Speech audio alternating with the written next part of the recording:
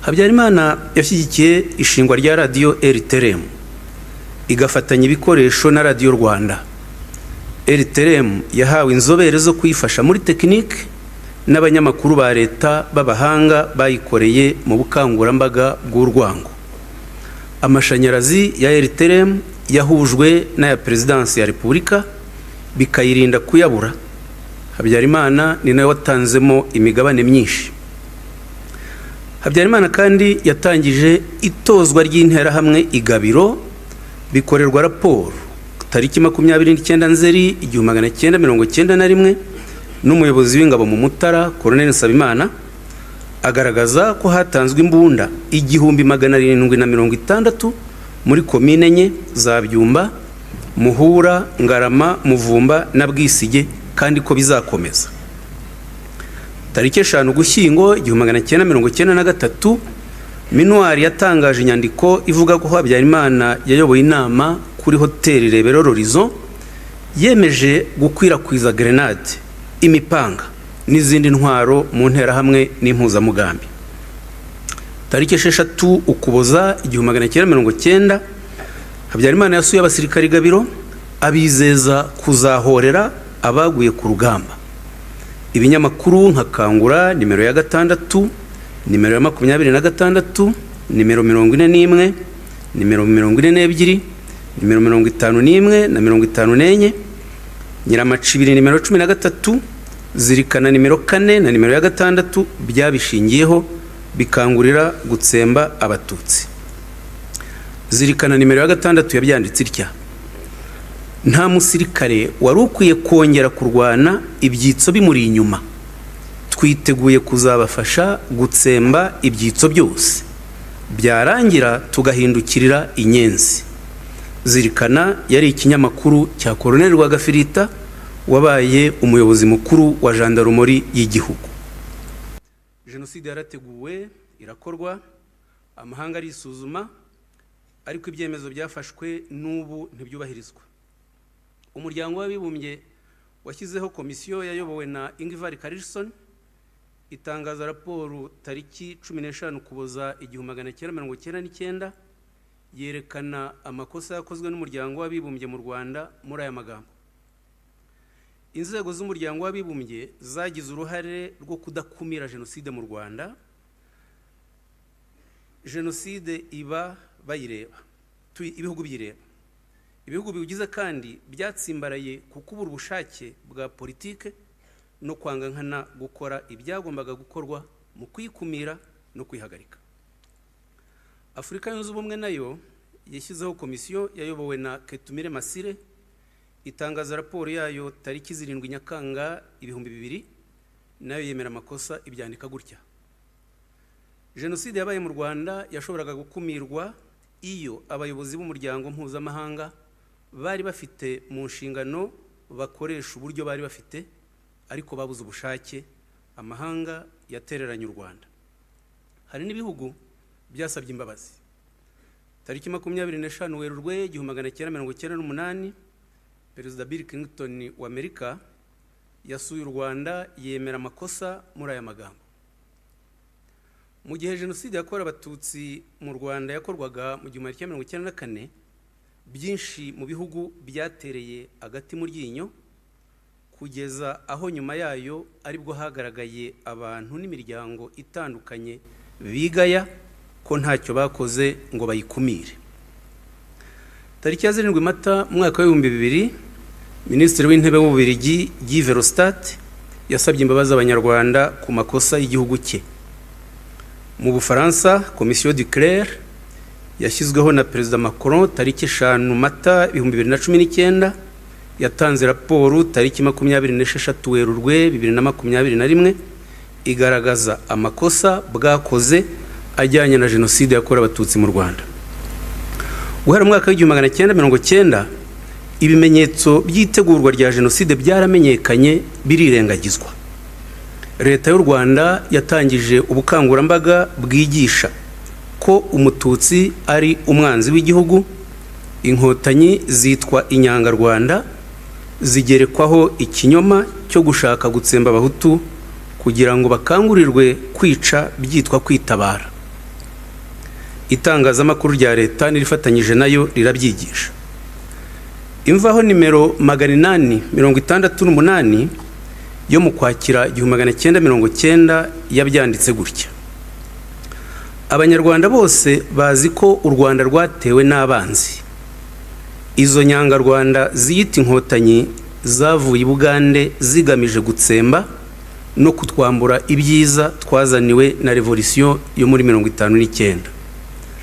Intambara abanyarwanda barwana n'umwanzi wavuye mu Bugande ntirarangira, kuko uwo mwanzi akitubereye ku butaka. Tugomba kumuhashya tukamusubiza aho yaturutse. Ambasade y'Ubufaransa mu Rwanda yakoze raporo zigaragaza umugambi n'ibikorwa by'u Rwanda byo gutsemba abatutsi. Muri raporo yo kuwa 15 Ukwakira 1990 babyanditse batya: Abaturage b'abahutu bateguwe na MRND bongereye ibitero byo kwica abatutsi bahereye Kibirira, kandi hari ibimenyetso ko ubwicanyi buzakwira n'ahandi mu gihugu. Ikintu kimwe abatutsi bakeka ko cyabarinda jenoside nuko FPR yatsinda intambara, kandi ibyo ntibishoboka. Mu 1991 General Vare wayoboraga ubutwererane bwa gisirikare mu Bufaransa yasuye u Rwanda, abonana n'umukuru wa gendarmerie y'u Rwanda Colonel Rwagafirita, amutangariza gahunda ya jenoside muri aya magambo: Abatutsi ni banyamuke, tuzabatsemba. Abajandarume bazafatanya n'abasirikare barangize ikibazo cy'abatutsi, abagore, abana n'abasaza hose mu gihugu, kandi ntibizaba birebire, ni bake cyane. General Vare yabikoreye raporo ndetse ubu yanabisohoye mu gitabo. Georges Martre wari ambasaderi w'Ubufaransa mu Rwanda kuva mu 1989 kugeza 1993 yasobanuriye abadepite b'Abafaransa itegurwa rya jenoside avuga atya ati: mu 1990 byarabonekaga ko hazaba jenoside. Colonel Serubuga, umugaba mukuru wungirije w'ingabo z'u Rwanda, yashimishijwe n'igitero cya FPR kuko kuri we cyatangaga urwitwazo rw'iyicwa ry'abatutsi. Gutinya jenoside byatumaga abatutsi bahorana ubwoba. Serubuga yashyigikiye jenoside, aherekeza umujyanama wa Perezida Habyarimana Lewo Mugesera iwabo mu Ngororero, bakangurira gutsemba abatutsi tariki 22 Ugushyingo 1992. Mugesera atangaza gahunda ya jenoside muri aya magambo ati: hari inyenzi zohereje abana gufasha inkotanyi, ni kuki tudafata abo babyeyi tukabatsemba? Ni kuki tudatsemba abo bantu? Tugomba guhaguruka tugakora. Gukora kuba Perezida wa Repubulika byasobanuraga kwica, ni naryo Perezida Sindikubwabo yakoresheje tariki 19 Mata 1994 ashishikariza jenoside wabo i Butare. Umugambi wa jenoside waturukaga kuri Perezida Habyarimana ubwe, kandi byatangiranye n'ubutegetsi bwe. Porogaramu politike ya mbere yayitangaje tariki ya 1 Kanama 1973, avuga ko imitegekere y'igihugu izashingira ku bwoko n'uturere. Bivuze ko atarashyize imbere ubumwe bw'Abanyarwanda. Ku matariki 16 Mata kugeza iya 6 Gicurasi 1976 yasuye prefegitura zose. Perezidansi ya Repubulika isohoramo igitabo. Ku ngingo y'ubumwe bw'Abanyarwanda, Habyarimana yaravuze ngo kuri icyo kibazo cy'abahutu n'abatutsi, abo batutsi bashotora abahutu, ntibazi ko imvururu zigarutse aribo byakoraho. Nanone abahutu nibo benshi, ubutegetsi n'ubwabo. Tariki 28 Mata 1991 Habyarimana ayoboye kongere y'ishyaka rya MRND yongera gushimangira ko atitaye ku bumwe bw'Abanyarwanda, ahubwo yimakaje ubw'ubwoko bwe agira ati: ubumwe ntibwashoboka niba ubumwe bw'imbaga nyamwinshi butagezweho. Ubwo bumwe niyo ntwaro nyakuri yo guhashya umwanzi. nk'uko dushima ko nta mututsi wishingikiriza ku karere, ni ngombwa ko imbaga nyamwinshi yumva ko igomba kunga ubumwe kugira ngo hato ejo itazasubizwa mu icuraburindi ry'ubucakara. Habyarimana yashyigikiye ishyaka ry'abahezanguni CDR rishingirwa mu biro bye mu Rugwiro tariki 22 Gashyantare 1992, basohora itangazo rirwanya ubumwe bw'abanyarwanda muri aya magambo: ubumwe hagati y'abahutu n'abatutsi ntibushoboka. Abatutsi bafite ibibazo byabo, abahutu nabo bagomba gushinga amashyaka yabo yita ku bibazo by'abahutu. Niyo mpamvu abateraniye muri iyi nteko rusange bemeje ishingwa ry'ishyaka CDR. Habyarimana n'ishyaka rye ntibemeraga imishyikirano y'amahoro na FPR. Nubwo yoherezaga intumwa za guverinoma Arusha, yarwanyaga ibyemezo byafatirwagayo, akamagana minisitiri w'ububanyi n'amahanga Boniface Ngurinzira waziyoboraga.